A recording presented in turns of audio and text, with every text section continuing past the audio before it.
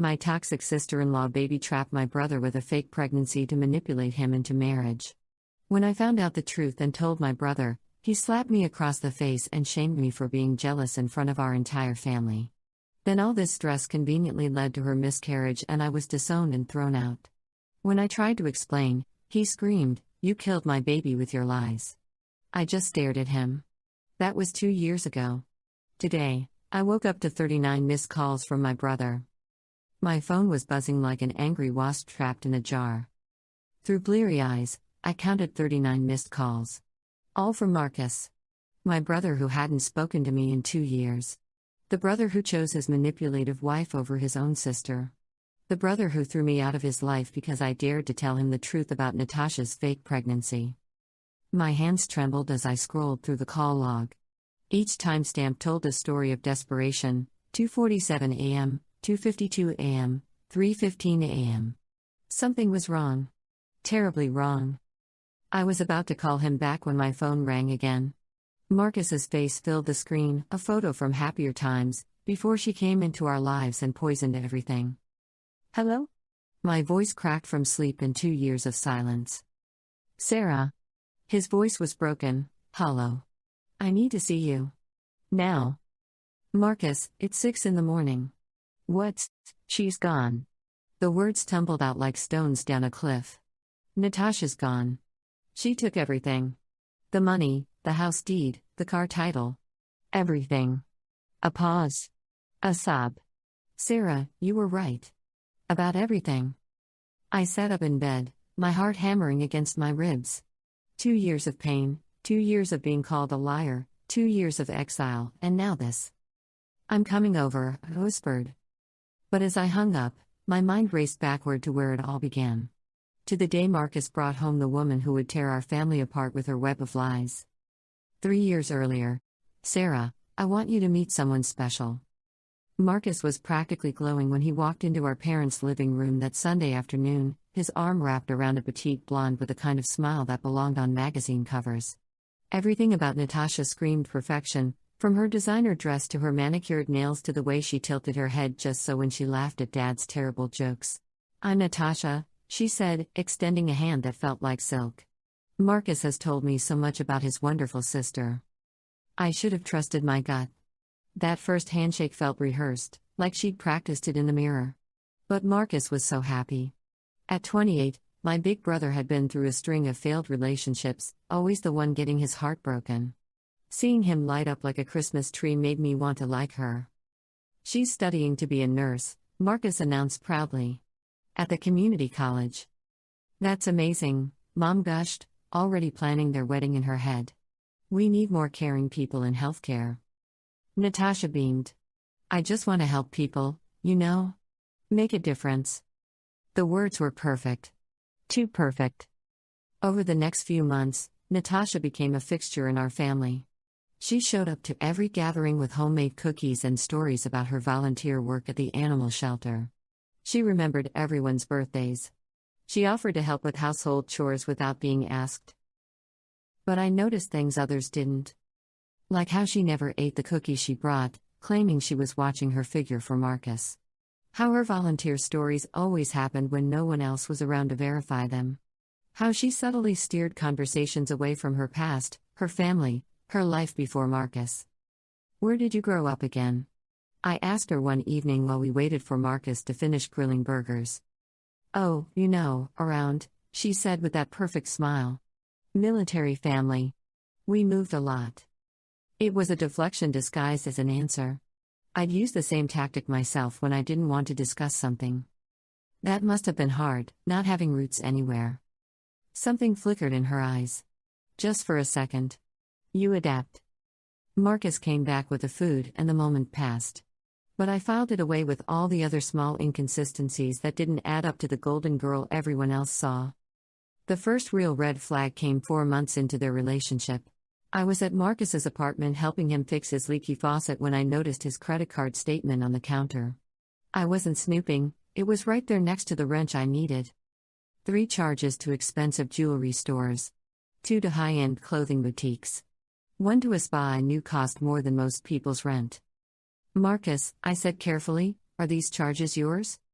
He glanced over and his face went red. Oh, those. Yeah, I've been treating Natasha to some nice things. She deserves it after everything she's been through. Everything she's been through? Her ex was terrible to her. Really controlling and cheap. She never got to have nice things. He turned back to the faucet with more force than necessary. I like making her happy.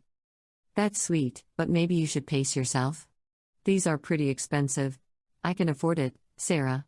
His tone had gone cold. I make good money. I know you do, but nothing. Natasha isn't like other girls. She's not materialistic. She actually tried to stop me from buying her that necklace, said it was too much. I had to insist.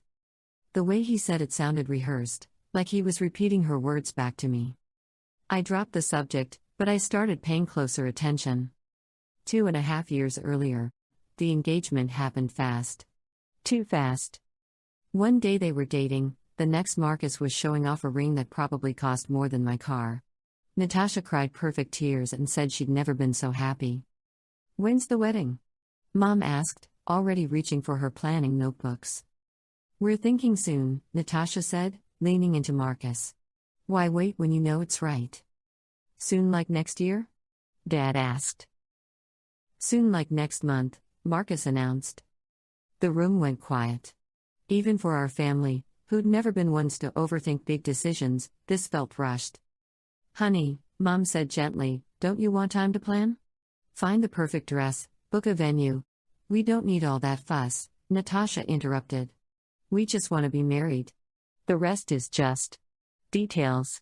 She said details like they were something dirty. I caught Dad's eye across the room. He looked as unsettled as I felt. After they left that night, my parents and I sat in the kitchen, picking at leftover cake and trying to process what had just happened. It's very sudden, Mom said finally. Marcus has always been impulsive, Dad replied, but he didn't sound convinced. Maybe they just really love each other, I offered, though I didn't believe it myself. The wedding was small, rushed, and expensive. Natasha wore a dress that cost more than some people's cars and cried during the vows in a way that looked beautiful from a distance but felt calculated up close. During the reception, I overheard her on the phone with someone in the bathroom. No, it's done, she was saying. The papers are signed. I'm covered now. She saw me when she came out and froze for just a second before switching back to her radiant bride smile. Sarah, are you having fun? Isn't this the most perfect day? Who were you talking to? I asked. Oh, just my aunt. She couldn't make it but wanted to hear all about everything. Another perfect smile. You know how family is. Except I'd never heard her mention an aunt before. And something about the conversation didn't sound like someone sharing wedding joy. But Marcus was so happy. He kept thanking me for being supportive, for welcoming Natasha into the family. How could I tell him I was starting to think his new wife was hiding something? The first month of marriage was a honeymoon phase that felt more like a performance. Natasha posted constantly on social media about her perfect husband and their dream life together. She tagged our entire family in posts about how blessed she felt to have found such a loving family. But the cracks started showing when she thought no one was looking. I came by their house one afternoon to drop off some books Marcus had left at my place. I had a key, we'd always been close, so I let myself in. Don't care what you have to do, just make it happen. Natasha's voice carried from the kitchen, sharp and angry. I didn't go through all this to get nothing. I froze in the entryway. What do you mean you can't access it yet? I'm his wife now. That has to count for something. I backed toward the door, but she must have heard something because the conversation stopped abruptly. Hello? She called out in her usual sweet voice. Just me. I replied, trying to sound normal. Dropping off Marcus's books. She appeared in the hallway, phone nowhere to be seen, smile back in place. How wonderful. I was just on with my insurance company. You know how they are, always making things complicated. Another deflection. Another perfect explanation that didn't quite fit. Is Marcus home? He's working late again. That man works too hard. She shook her head fondly. I keep telling him he needs to slow down, but you know your brother. I did know my brother. Marcus had always been a hard worker, But he'd also always made time for family. Since the wedding, I'd barely seen him except at obligatory gatherings where Natasha was always glued to his side. Well, tell him I stopped by. Of course. And Sarah? She grabbed my arm as I turned to leave. Her grip was firmer than it needed to be. You know you can always talk to me, right? About anything. We're sisters now. The word sisters sounded wrong coming from her mouth. Like she was trying it on for size. That night, I called Marcus. Hey, stranger, I said when he picked up. Feel like I haven't seen you in forever. I know, things have been crazy with work and settling into married life. He sounded tired. Natasha keeps saying we should have you over for dinner soon. That would be nice. Speaking of Natasha, is everything okay? She seemed a little stressed when I stopped by earlier. Stressed? No, she's fine. Better than fine, actually. She's been talking about maybe starting a family soon. My stomach dropped. Already? You've only been married a month. I know it sounds fast, but when you know, you know. And Natasha would make an amazing mother. The certainty in his voice scared me. This was moving too fast, too perfectly according to some plan I couldn't see. Marcus, can I ask you something? Sure. Do you know much about Natasha's past? Her family, her ex-boyfriend, her life before you met? The pause stretched too long. What kind of question is that, Sarah? I just realized I don't know much about her background, and you guys are moving so fast? So fast? We're adults, Sarah. We're in love. Not everything has to be analyzed to death. His defensiveness confirmed what I'd suspected. He didn't know much about her either. I'm not trying to analyze anything. I just care about you. Then be happy for me. Natasha is the best thing that's ever happened to me, and I'd appreciate it if my family could support that instead of looking for problems that don't exist. The line went quiet except for his breathing. There aren't any problems, are there, Marcus? No, Sarah. There aren't any problems. But the way he said it made me think he was trying to convince himself as much as me. 18 months earlier. The call came on a Tuesday morning while I was getting ready for work. Sarah. Marcus's voice was electric with excitement. We're having a baby. I nearly dropped my coffee mug. What? Natasha's pregnant. We just found out yesterday. We're going to be parents. My heart did a complicated dance between happiness for my brother and unease about the timing. They'd been married less than 6 months. Congratulations, I managed. How far along is she? About 8 weeks. We wanted to wait until we were sure before telling anyone, but we couldn't keep it secret any longer. 8 weeks. That would put conception right around their wedding night. How convenient. That's wonderful news, Marcus. I'm so happy for you both. And I was, sort of. If this was what Marcus wanted, if he was truly happy, then I wanted to be supportive. The family dinner that weekend was a celebration. Natasha glowed as she accepted congratulations and advice from Mom and Dad. She placed her hand on her still flat stomach with practiced grace and talked about nursery themes and baby names. We're thinking Alexander for a boy, she said, after Marcus's grandfather. Mom's eyes filled with tears. Grandpa Alex had been her favorite person in the world. He would have been so proud, she whispered. It was a masterful touch. Natasha had somehow known exactly what would cement her place in our family's heart. But something felt off about the whole performance. Maybe it was how she kept steering conversations toward gifts and baby registries.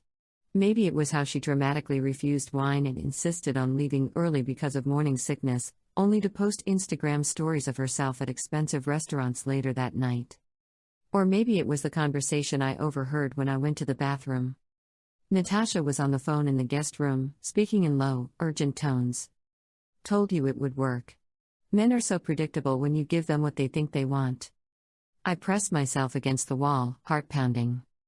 No, I don't need you to do anything else. Just stay away until after the baby comes. We can't risk anyone connecting us now. Baby comes? She was talking about this pregnancy like it was a business transaction. Look, I've got this handled. Marcus thinks I'm carrying his little miracle, and his family treats me like I'm made of glass. By the time this is over, I'll have everything I need. The words hit me like physical blows. She was talking about my nephew or niece like they were part of some elaborate con game. I have to go. Marcus is getting suspicious if I'm on the phone too much. I scrambled back to the living room, my mind racing. What had I just heard? Was she planning to hurt the baby? Was this all some kind of elaborate scheme? For the rest of the evening, I watched her performance with new eyes. The way she touched her stomach seemed calculated. The way she talked about the future felt rehearsed. The way she looked at Marcus when he wasn't looking at her was cold, appraising. But Marcus was radiating joy. He talked about painting the nursery and buying a bigger car. He showed me apps he downloaded to track the baby's development. He was already completely in love with his unborn child. How could I tell him what I'd heard without solid proof? How could I destroy his happiness based on half a conversation I might have misunderstood? I decided to wait. To watch. To gather evidence before making any accusations. It was the first mistake in a series that would cost me everything. 15 months earlier. Over the next few weeks, I started paying closer attention to Natasha's pregnancy. What I found made my blood run cold. She claimed to have morning sickness but never seemed to actually throw up. She talked about doctor's appointments but was vague about dates and details. She bought maternity clothes but her body wasn't changing the way it should. Most telling of all, she refused to let anyone come with her to appointments. I'm very private about medical things, she told Mom when she offered to come along for support. I hope you understand. Mom did understand, of course. She respected boundaries and didn't want to overstep. But I was beginning to suspect there were no appointments to attend. I started doing research. Real research, the kind that involved late nights on my computer and phone calls to people who might know something about Natasha's past. The nursing program she claimed to attend had no record of her enrollment. The animal shelter where she supposedly volunteered had never heard of her. The apartment she said she'd lived in before moving in with Marcus had been vacant for 3 months before their first date. Every detail of her life story was either vague or completely fabricated. But the pregnancy was the smoking gun I needed. At 10 weeks, she should have been showing some physical signs. At 12 weeks, there should have been a noticeable bump. At 14 weeks, she should have been getting regular prenatal care. Instead, she looked exactly the same as she had on her wedding day. I made a decision that would haunt me for the next 2 years. I hired a private investigator. It cost me most of my savings, but I had to know the truth. If I was wrong, I'd apologize and move on. If I was right, I needed evidence that would convince Marcus before it was too late. The investigator, a middle-aged woman named Janet, was thorough and discreet. Within 2 weeks, she had assembled a file that made my worst suspicions look optimistic. Natasha's real name was Natalie Morris. She had a criminal record in 3 states for fraud, identity theft, and insurance scams. She'd been married twice before, both times to men with significant assets. Both marriages had ended with mysterious medical emergencies that resulted in large insurance payouts. And she'd pulled a fake pregnancy scam before.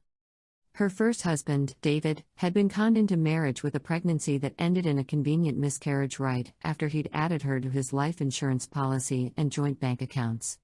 Her second husband, Michael, had suffered a similar fate, except his miscarriage had been followed by expensive fertility treatments that drained his savings account.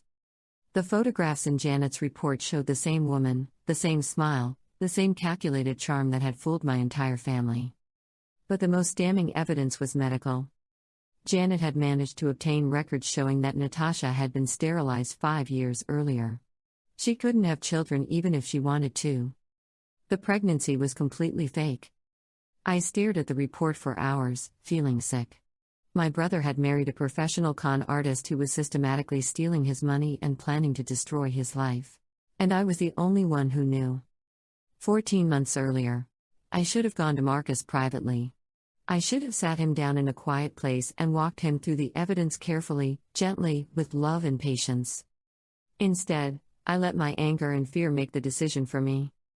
It was at Sunday dinner, 3.5 months into Natasha's fake pregnancy. She was holding court at the dinner table, one hand resting on her still flat stomach, regaling everyone with stories about her latest doctor's appointment. The doctor says everything looks perfect, she was saying. The heartbeat is strong, and the baby is growing exactly on schedule. That's when I snapped. What doctor? I asked. The table went quiet. Natasha's smile faltered for just a second. I'm sorry? What doctor? You've mentioned these appointments for months, but you've never said which practice you're using. Which hospital you'll deliver at. Whether you're seeing an OB or a midwife. Marcus frowned. Sarah, what's with the interrogation? I'm just curious. First-time pregnancies are exciting. I'd love to know more about your medical care. Natasha recovered quickly, but I caught the flash of panic in her eyes. Dr. Richardson at Women's Health Associates, she said smoothly.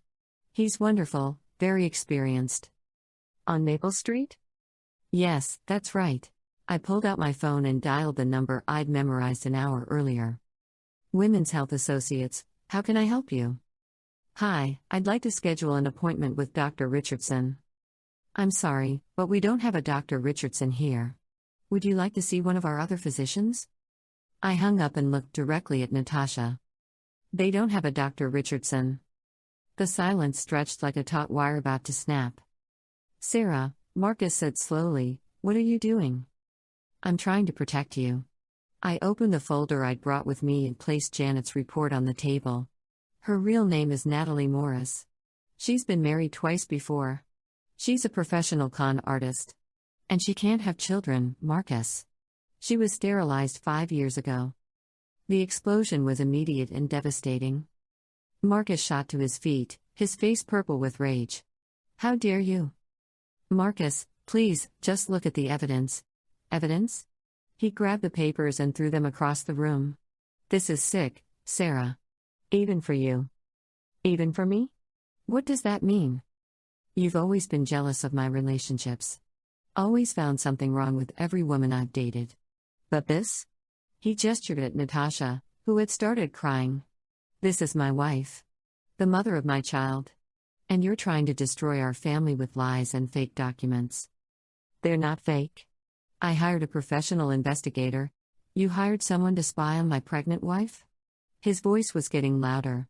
Do you have any idea how sick that is?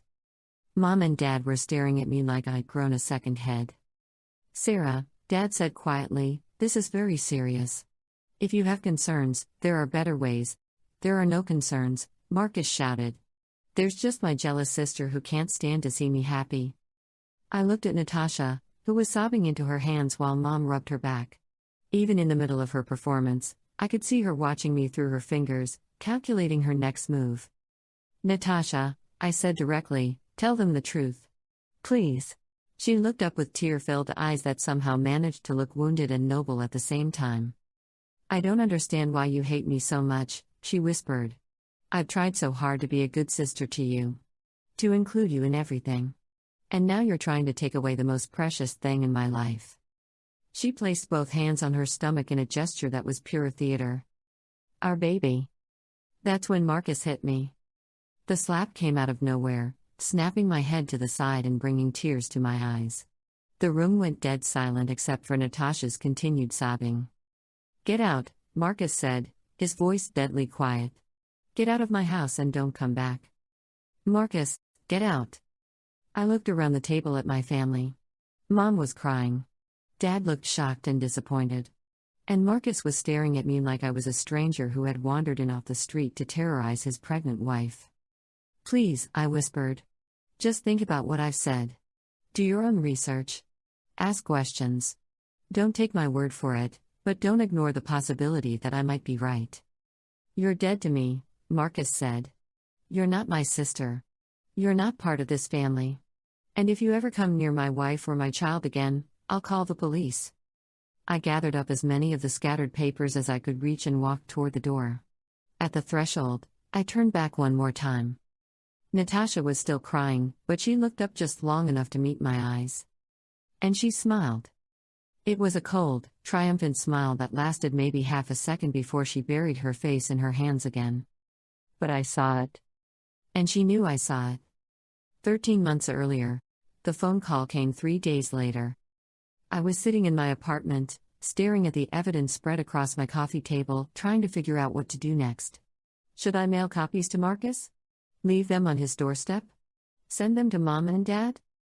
Or should I accept that I'd lost my brother forever? When my phone rang, I thought hoped maybe, it was Marcus calling to apologize. To say he thought about what I'd said and wanted to hear more. Instead, it was Mom. "Sarah," she said, and I could hear tears in her voice. "Natasha lost the baby." The words hit me like a physical blow.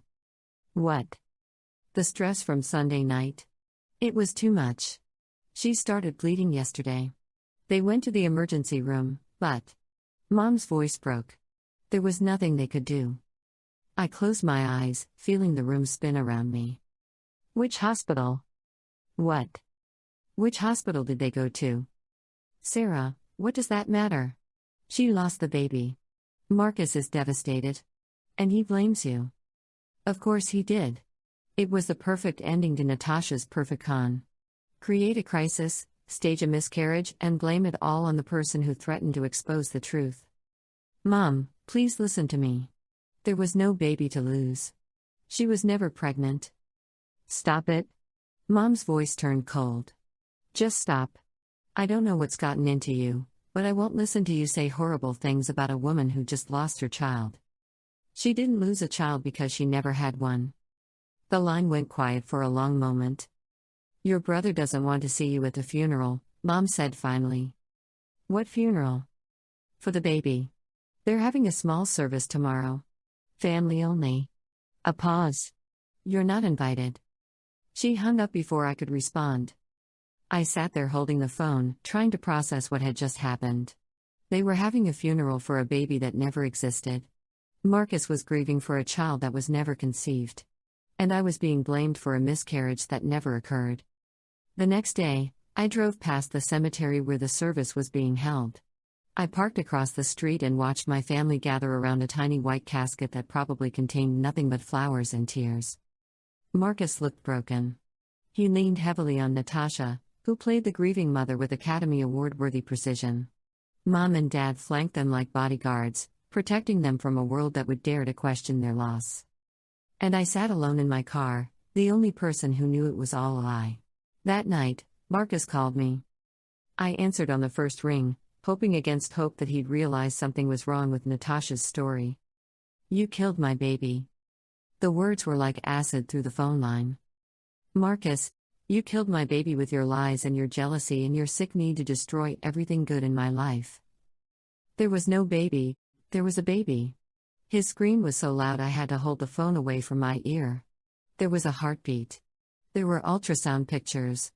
There was a nursery and baby clothes and a crib. Show me the ultrasound pictures. Silence. Marcus, show me one piece of medical documentation. One hospital record. One, I don't have to prove anything to you. You're not family anymore. You're nothing to me. I'm your sister. No, he said quietly. You're the person who murdered my child. And I will never, ever forgive you. The line went dead. I never heard from him again. Until today. Present day, the drive to Marcus's house felt like traveling through a graveyard of memories.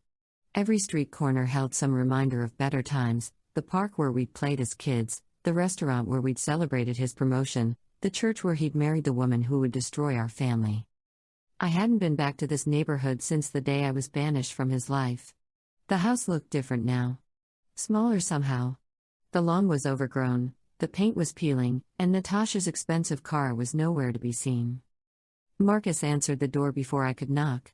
He looked like he'd aged a decade in 2 years. His face was gaunt, his clothes hung loose on his frame, and his eyes held a hollowness that made my heart ache. For a moment, we just stared at each other. Sarah, he said finally. Marcus. He stepped aside to let me in, and I got my first look at the devastation Natasha had left behind. The house was nearly empty.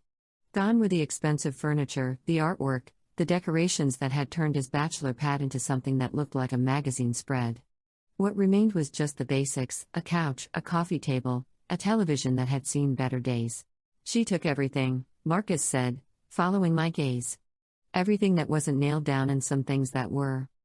We sat on the couch, the weight of 2 years of silence pressing down on us. Tell me what happened, I said gently. He was quiet for so long I thought he might not answer. When he finally spoke, his voice was barely above a whisper.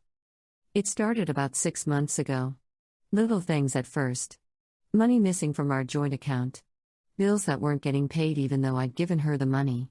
When I asked about it, she always had explanations. Medical bills from the miscarriage. Therapy costs. Medication. He rubbed his face with both hands. Then I found out she'd taken out credit cards in my name. Maxed them out on God knows what. When I confronted her, she cried and said she was depressed about losing the baby. That she was shopping to fill the emptiness. Did you believe her? I wanted to. He looked at me with eyes full of pain. I needed to believe her, Sarah. Because if she was lying about that, then maybe she was lying about other things too. And I couldn't face what that might mean. I waited for him to continue. The final straw was last week. I came home early from work and found her packing. Not just clothes, everything of value. The silverware Mom gave us for our wedding. The watch Dad bought me for graduation. Even the ring I'd given her. What did she say? At first, nothing. Just kept packing like I wasn't there. Then she turned around and smiled, this cold smile I'd never seen before. And she said, "The jig is up, Marcus. Time to move on to greener pastures." My blood ran cold. She actually said that? Those exact words. Then she laughed and said I should thank her for the education. That most men had to pay a lot more to learn how gullible they were. Did you try to stop her? I was in shock. I just stood there while she loaded up the car with everything we owned. Everything I'd worked for. As she was leaving, she turned back and said, "Oh, Marcus? Your sister was right about everything. I was never pregnant. Can't have kids, got my tubes tied years ago. But thanks for the 2 years of easy living." I felt like I'd been punched in the stomach. Even knowing the truth, hearing it confirmed was devastating. That's not all, Marcus continued. After she left, I started getting phone calls. Creditors. Collection agencies. Turns out she'd been forging my signature on loan documents. I owe over $100,000 for debts I didn't even know existed. Marcus, I'm so sorry. No. He held up a hand. I'm sorry. I'm sorry I didn't listen to you. I'm sorry I hit you. I'm sorry I chose a stranger over my own sister. His voice broke. I'm sorry I blamed you for the death of a baby that never existed. We sat in silence, both of us crying. She destroyed everything, he whispered. My credit, my savings, my house, my family. But the worst part is knowing that you tried to save me and I threw you away like garbage. I reached over and took his hand. You're my brother. You'll always be my brother. How can you forgive me after what I did to you? Because that's what families do. We forgive each other, even when it's hard. He squeezed my hand tightly, like he was afraid I might disappear. Sarah, I need to ask you something. Anything. That evidence you had. The private investigator's report. Do you still have it? I nodded. Every piece of it. I want to see it. All of it. I need to understand exactly who I married and what she did to our family. That afternoon, I spread Janet's complete report across Marcus's dining room table. 2 years later, it was even more damning than I remembered. Marcus studied each document with the intensity of a man trying to solve his own murder. Bank records showing Natasha's previous cons. Marriage certificates from her other victims. Police reports from complaints that had been dropped when she moved on to new targets. Look at this, I said, pointing to a medical record. This is from her sterilization procedure in 2018. She physically cannot get pregnant. Marcus stared at the document like it was written in a foreign language. She used to put pillows under her shirt when I wasn't around, he said quietly. I thought I imagined it, but sometimes I'd come home and she'd be sitting on the couch with this little bump, and then later it would be gone. She was practicing. Getting ready for when she started showing. But she never did start showing, did she? Because there was nothing to show. I showed him photos from her previous marriages. The same woman, the same smile, the same calculated charm that had fooled him completely. David Chen, her first husband, I explained. Married her after a 6-week whirlwind romance. She faked a pregnancy, had a convenient miscarriage, and walked away with half his assets and a life insurance payout when he died in a car accident 6 months later. Marcus's face went white. Car accident? The police investigated but couldn't prove anything. Brake failure, they said. Could have been maintenance issues. I paused. Or sabotage. And the second husband? Michael Torres. Same pattern, except he survived. Lost his house, his business, and his sanity, but he lived. He's the one who helped Janet piece together Natasha's real identity. Marcus picked up a photo of Michael, a broken-looking man in his 40s who bore an uncomfortable resemblance to my brother. She has a type, he said bitterly. Successful, trusting men with assets and family money. Men who want to believe in love at first sight. Men who are lonely enough to ignore red flags. I squeezed his shoulder. You weren't lonely, Marcus. You were optimistic. There's a difference. He set the photo down and looked at me with haunted eyes. Sarah, what if I hadn't survived? What if something had happened to me while we were married? The question hung in the air like smoke. I'd wondered the same thing many times over the past 2 years. Let's focus on what we know, I said. She's gone, you're alive, and now we have evidence of what she did. What can we do with this? We can press charges. Identity theft, fraud, forgery, there are multiple felonies here. Will they find her? Janet thinks so. Natasha is good at disappearing, but she's not perfect. She leaves patterns. And now that we know her real identity and methods, the police will know what to look for. Marcus nodded slowly. I want to do it. I want to press charges. Are you sure? It'll mean going public with everything. People will know you were conned. People need to know what she's capable of. If we don't stop her, she'll just find another victim. 1 week later, Detective Lisa Park was everything I'd hoped for in a law enforcement officer: thorough, skeptical, and experienced with con artists. She listened to our story without judgment and studied Janet's evidence with professional interest. This is actually really good work, she said, flipping through the private investigator's report. Usually we see cases like this after the damage is done and the trail is cold. Having documentation from the beginning is going to make our job much easier. So you believe us? Marcus asked. Mr. Williams, I've been investigating fraud for 15 years. Your wife's pattern is textbook. The rushed marriage, the fake pregnancy, the financial manipulation, I've seen it dozens of times. She pulled out a thick file folder. What's interesting is that we've been tracking someone matching her description for the past 18 months. 3 different complaints in neighboring counties, all involving marriage fraud and financial crimes. But the victims always dropped the charges or disappeared before we could build a case. Why would they drop the charges? I asked. Shame, mostly. Nobody wants to admit they were fooled this completely. Plus, she's smart about how much she takes. Never quite enough to justify a major investigation, but enough to ruin someone's life. Detective Park opened her laptop and pulled up a map with red pins scattered across several states. If this is the same woman, and I'm confident it is, she's been working this con for at least 8 years. Dozens of victims, hundreds of thousands of dollars in theft, and that's just what we know about. Marcus stared at the map. How many other families has she destroyed? Too many. But here's the thing, you're the first victim to come forward with this level of documentation while the trail is still warm. That makes you our best shot at stopping her. Over the next few days, the investigation moved quickly. Detective Park obtained warrants for financial records and put out alerts to law enforcement agencies across multiple states. The FBI got involved when they realized the scope of Natasha's crimes crossed state lines. Meanwhile, Marcus and I began the painful process of rebuilding our relationship. I keep thinking about things she said, he told me one evening as we sat in his empty living room. Little comments that seemed sweet at the time but now feel like threats. Like what? She used to say I was lucky to have found her because most women wouldn't put up with my family's interference.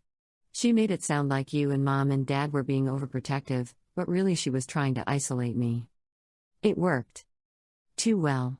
By the end, she was my only source of information about everything. My finances, my schedule, my relationships.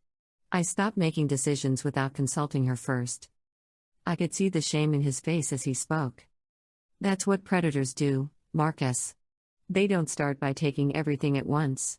They take a little bit at a time until you don't realize how much you've lost.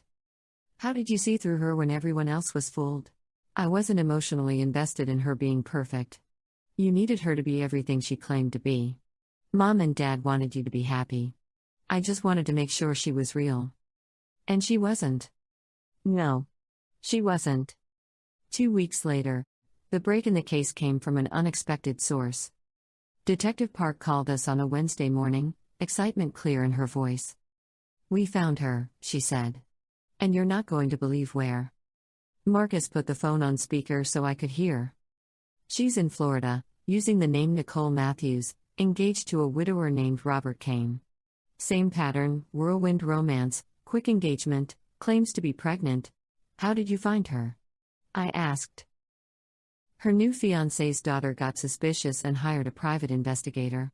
When they ran background checks, our alerts flagged the inquiry. The daughter reached out to us yesterday. Marcus leaned forward. "Is she planning the same con?" "Identical. Right down to the fake medical appointments and the non-existent doctor. The only difference is this time we're watching." "What happens now?" "Now we coordinate with Florida authorities to take her down. But we need you both to testify about what she did here. Are you prepared for that?" Marcus looked at me. "We're ready." "Good. Because her arraignment is scheduled for next week, and we want to make sure she doesn't get bail." The next few days were a whirlwind of legal preparations. We gave depositions, reviewed evidence, and coordinated with prosecutors in both states. Janet, the private investigator, was brought in, an expert witness on marriage fraud schemes. But the most satisfying moment came when Detective Park showed us the surveillance footage of Natasha's arrest. She was at an expensive restaurant with her new victim, playing the same role she'd played with Marcus. Glowing, happy, one hand resting on her fake pregnant belly while she gazed adoringly at the man she was planning to destroy. When the police approached her table, her expression went through a fascinating transformation. First confusion, then recognition, then panic, and finally cold calculation as she realized her game was over.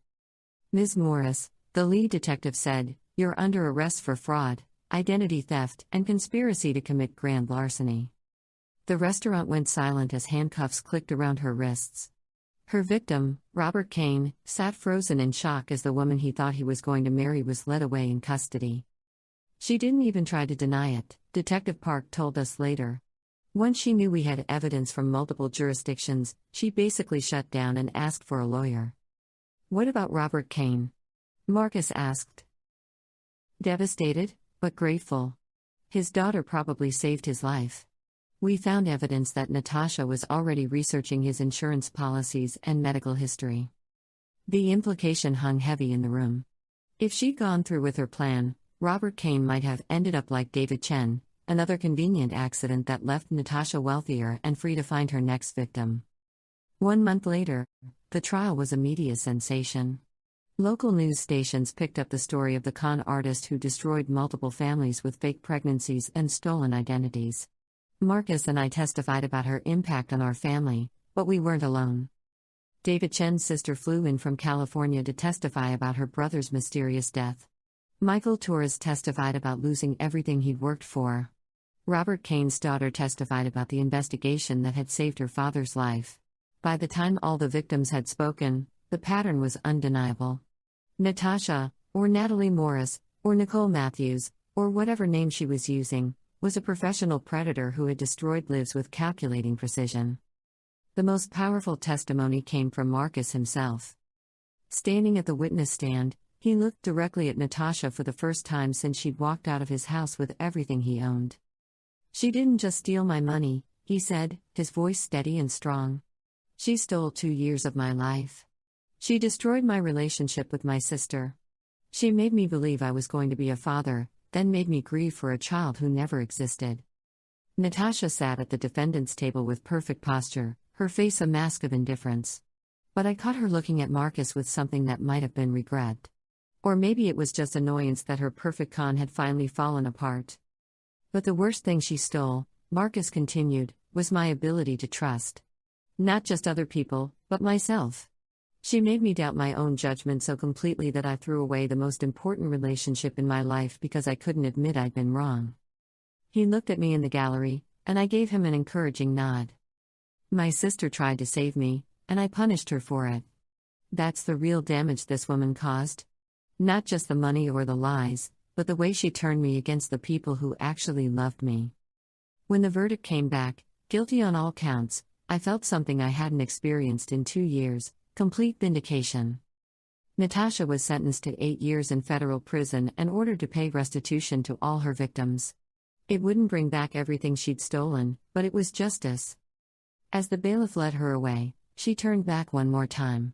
Her eyes found mine in the crowded courtroom, and for a split second, her mask slipped completely. The look she gave me was pure hatred. Not for getting caught, not for going to prison, but for being the one person who had seen through her performance from the very beginning. I smiled back at her. A genuine smile, because I knew something she didn't. This was over. Finally, completely over. 6 months later, Marcus moved in with me while he got back on his feet financially. It was strange having my big brother sleeping on my couch, but it was also wonderful having him back in my life. I got a call from David Chen's sister today. He told me one evening as we made dinner together. She wanted to thank us for testifying. She said knowing the truth about what happened to her brother finally gave her some peace. How is she doing? Better. She's starting a support group for families affected by marriage fraud. She asked if we'd be interested in helping. I looked at him. Are you? I think so. It might help to know we're preventing other families from going through what we did. We've been talking about the future a lot lately. Marcus was slowly rebuilding his credit and his career. I was considering a career change, maybe something in victim advocacy or fraud prevention. Sarah, Marcus said, putting down his knife and turning to face me. I need to say something. Okay. I know I've apologized 100 times, but I don't think you understand how sorry I am. Not just for not believing you, but for how I treated you. For choosing a stranger over my own sister. For hitting you. His voice broke slightly on the last part. Marcus, we've been through this. No, let me finish. When Natasha walked out and told me you'd been right all along, my first emotion wasn't anger at her. It was grief. Grief for the 2 years I'd lost with you. Grief for the brother I used to be before she poisoned my mind against my own family. I reached over and took his hand. You're still that brother. You were just lost for a while. How can you forgive me so easily? Because I love you. And because I understand how she operated. She didn't just con you out of money, Marcus. She conned you out of your ability to think clearly. That's what professional manipulators do. We stood there in my kitchen, 2 people who had survived something that could have destroyed us forever. I have something for you, Marcus said, reaching into his pocket. He pulled out a small wrapped box. I know your birthday was 6 months ago, but I wasn't. I wasn't in a place to celebrate anything then. I opened the box to find a simple silver necklace with a pendant that said sister.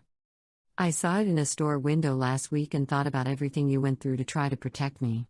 Even when I made it impossible. Even when I threw you away like you meant nothing. I put on the necklace and hugged him tightly. You never threw me away, I whispered. You were just confused. There's a difference. I love you, Sarah. And I promise I will never, ever choose anyone over family again. I love you too. As we finished making dinner, I thought about the long road that had brought us back to this moment. The lies, the manipulation, the heartbreak, the anger, the isolation, and finally, the truth. Natasha had tried to destroy our family, and for a while, she'd succeeded.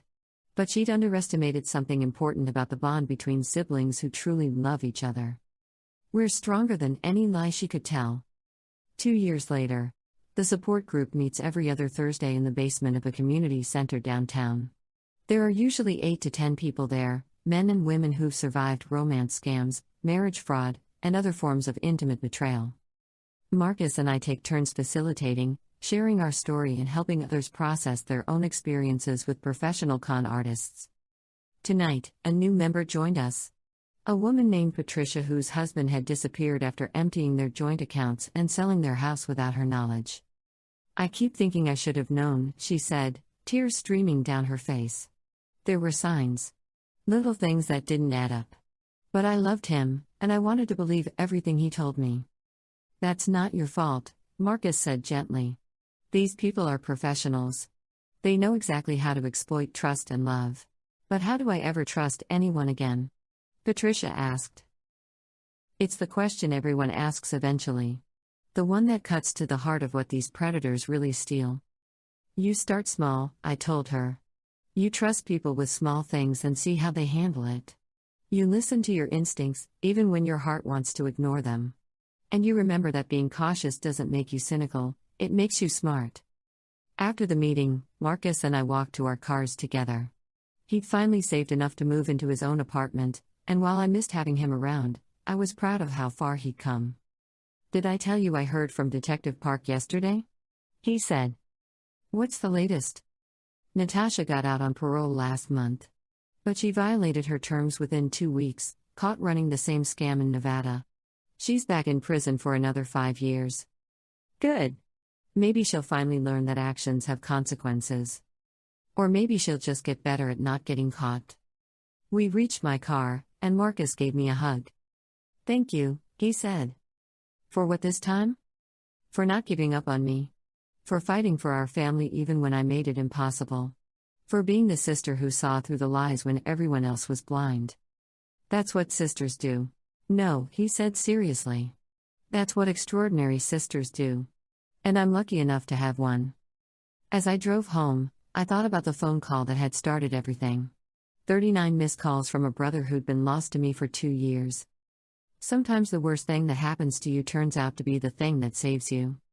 Sometimes the person who tries to destroy your family ends up making it stronger. And sometimes, when you think you've lost someone forever, love finds a way to bring them home. My phone buzzes with a text from Marcus. Dinner Sunday? Mom and Dad are coming over. We're going to make Grandpa Alex's famous lasagna. I smile as I type back, wouldn't miss it for the world. Family isn't perfect. We make mistakes, we hurt each other, we sometimes choose the wrong people and the wrong loyalties. But real family, the kind that's built on genuine love rather than manipulation and lies, always finds its way back together. Even when it seems impossible. Even when it takes 2 years and 39 missed calls to remember what matters most. Even when the journey home leads through the darkest places imaginable. Love wins. Family wins. Truth wins. And sometimes, that's all the justice you need.